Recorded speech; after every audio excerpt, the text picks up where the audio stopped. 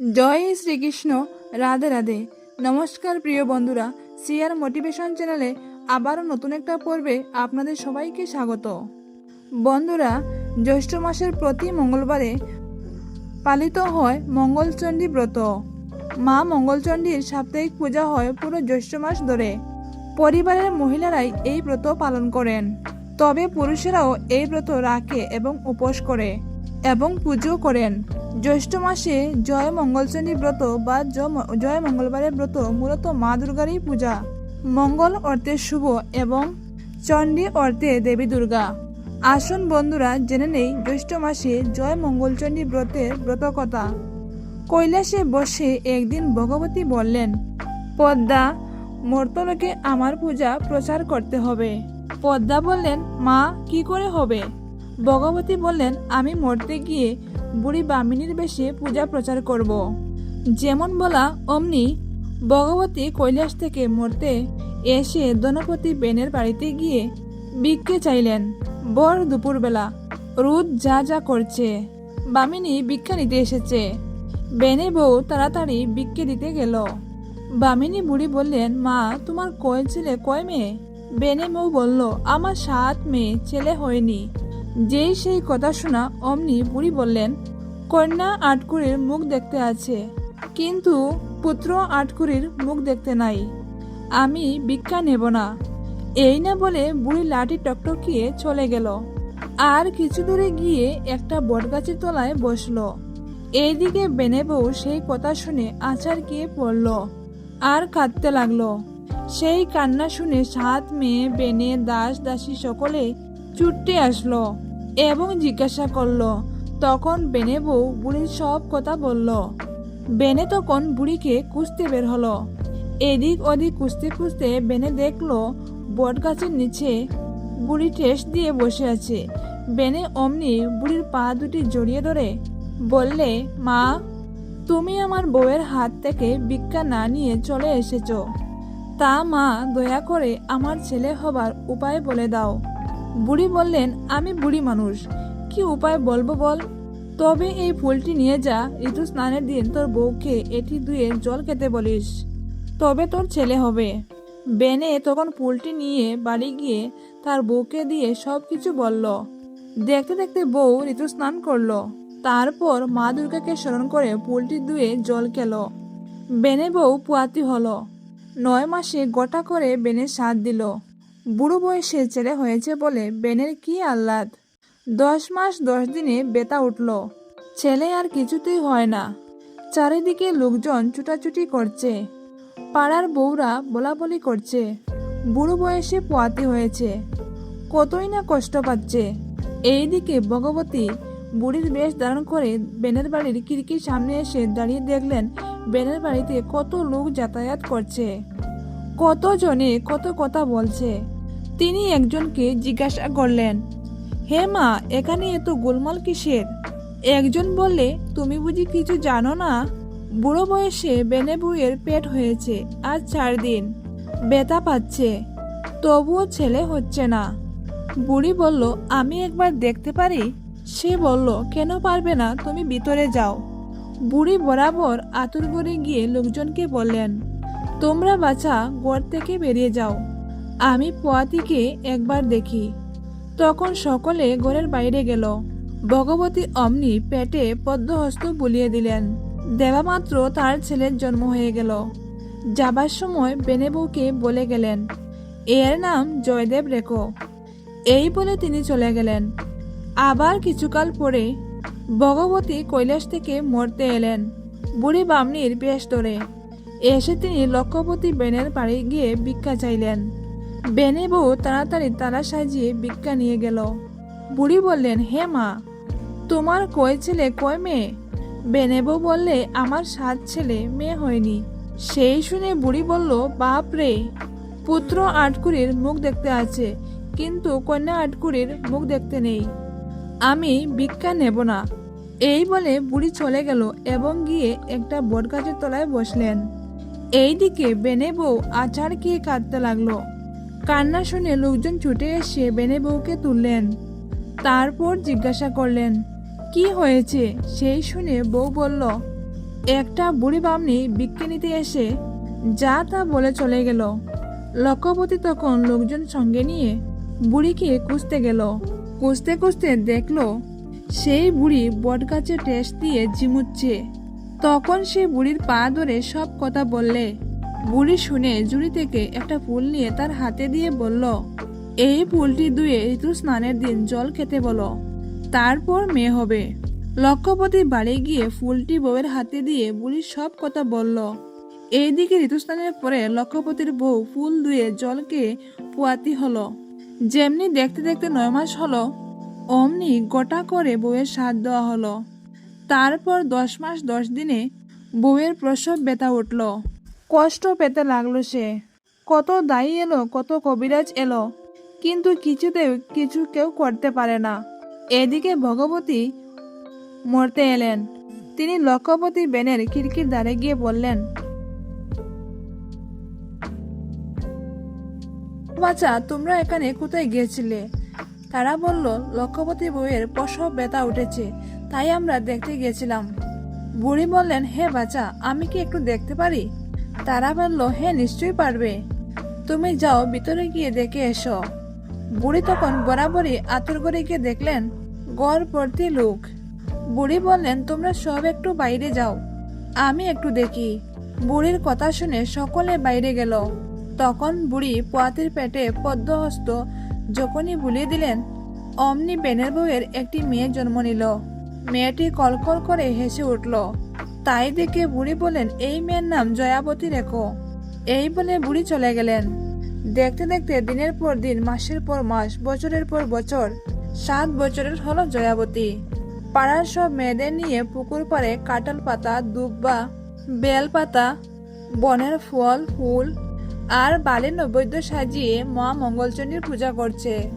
সেই সময় জয়দেবের একটা পায়রা উড়ে গিয়ে জয়াবতীর কোলে বসলো। আর জয়দেবও ছুটে এসে জয়াবতীকে বললেন, পায়রাটা আমাকে দাও।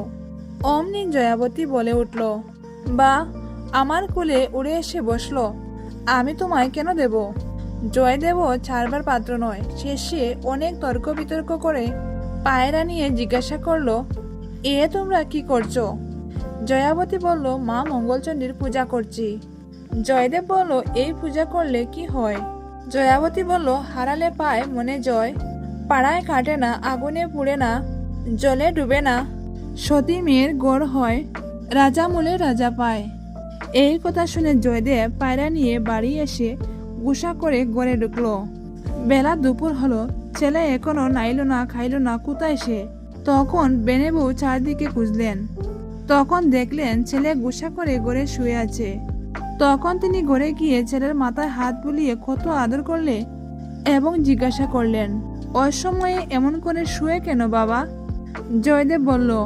তখন ছেলে বলল, মা, তুমি যদি আমায় ওই ধনপতি বেনের মেয়ের সঙ্গে বিয়ে না দেও, তাহলে আমি নাইব না আর খাইবও না।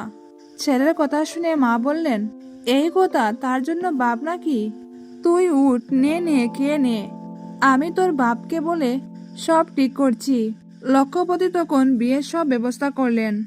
জয়াবতীর বাপও রাজি হলো। ধনপতি মেয়েকে আশীর্বাদ করতে গেল। আর কুলপুরোহিত দিয়ে জ্যৈষ্ঠ মাসের মঙ্গলবারে বিয়ের দিন স্থির হলো। খুব গোটা করে জয়দেবের সঙ্গে জয়াবতীর বিয়ে হলো। বর কন্যা উভয়ে বাসর করে আনন্দ করল। যথাসময়ে স্ত্রী আচার শেষ করে বরসজ্জায় শয়ন গেল। জয়াবতী চঞ্চলা চোখে ঘুম নেই, তাই দিকে জয়দেব নিদ্রাণ পান করে শয্যায় পড়ে রইল। জয়াবতী পতিকে নিদ্রিত মনে করে ধীরে ধীরে শয্যা থেকে উঠে বসলো।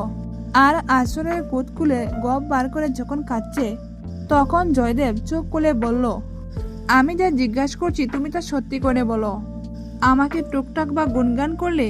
জয়াবতী বলল, আমি টুকটাক জানি না, আর গুনগান কাকে বলে সেটিও শুনিনি। আর জয়মঙ্গলবার তাই গপ গিললুম। জয়দেব জিজ্ঞাসা করল, এই পুজোর ফল কি? জয়াবতী বলল, এই পুজোর ফল অনন্ত। বিয়ের আগেই আমি তোমাকে বলেছিলুম। পরের দিন সকালে 7 ডিঙ্গা নানা ধনরত্নে পূর্ণ হলো। কাঠ, বিছানা, স্বর্ণ, রূপোর তৈরি জিনিসপত্র কতই না ছিল। বর কনেকে বিদায় দিতে হবে। লক্ষ্যপতি মেয়ের সর্বাঙ্গ হীরের অলঙ্কারে মুড়ে দিল। কিছু জলযুগের পর বরবধূ বিদায় নিয়ে ডিঙ্গিতে চড়ে যাত্রা শুরু করলো। ডিঙ্গি ছাড়ল অসীম অনন্ত জলরাশি, ঢেউয়ের পর ঢেউ, যেদিকে চাও কুল কিনারা নেই এবং অনন্ত জলরাশি হু হু করছে। তাই দেখে জয়দেব জয়াবতীকে বললে, প্রিয়ে, এখানে জলদস্যুর বড় উৎপাত, তোমার গায়ে গয়না থাকা নিরাপদ নয়। এক কাজ করো, তোমার গয়নাগুলো খুলে দাও। জয়াবতী তাই করলো। জয়দেব একটা রূপোর বাটায় ভরে মাছ নদীতে তা ফেলে দিল। এমন সময় একটা রাঘব বোয়াল বাটাটা গিলে ফেলল। তাই দেখে জয়াবতীর প্রাণ কেঁপে উঠল। মনে মনে মা মঙ্গলচণ্ডীকে স্মরণ করে বলল, মা, আমার অদৃষ্টে এই ছিল, সকলে তোমার ইচ্ছা মা। এইদিকে 7 ডিঙ্গা হেলতে দুলতে উজ্জয়িনীর ঘাটে এসে ভিড় করলো। বর এসেছে, বর এসেছে, চারিদিকে এই শব্দ মুখরিত। আগে থেকে পথে পথে পুষ্পমালা সজ্জিত ছিল। শত শত দাস দাসী বরবধূকে নিয়ে যাওয়ার জন্য ঘাটে এসে উপস্থিত ছিল। দেখে সকলে স্তম্ভিত। বিপুল ধনের অধিপতি লক্ষপতি সদাগরের একমাত্র কন্যা, গায়ে একটিও গয়না নেই, পরনে সামান্য একটা শাড়ি। তা দেখে নানাজনে নানা কথা বলতে লাগলো। জয়দেবের কানেও এই কথা গেল। সে বলল, তোদের এত কথায় কাজ কি? তোরা চুপ করে থাক। ইস, বিয়ে হতে না হতেই শ্বশুরবাড়ির প্রতি এত টান, না জানি এরপর আরো কত হবে। তাই বলে 7 বোন মুখ বাঁকিয়ে চুপ করে রইল। সব লোকের ব্যঙ্গ বিদ্রুপ শুনে বেনাবইয়ের প্রাণে বিদ্রুপ গীতল। তারপর পুত্রবধূকে বরণ করে ঘরে তোলা হলো।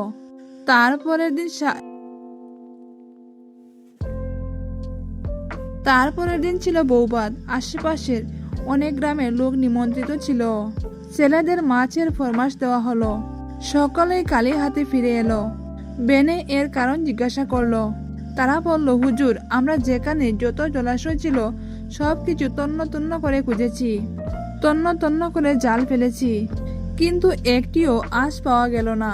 সেই কথা শুনে জয়াবতী ননদদের দিয়ে ডেকে পাঠালো সাগরে জাল ফেলতে, এবং সেই কথা মতো জেলেরা সাগরে গিয়ে জাল ফেলতে 7 হাত লম্বা সেই রাঘব বোয়ালটি জালে আটকে গেল।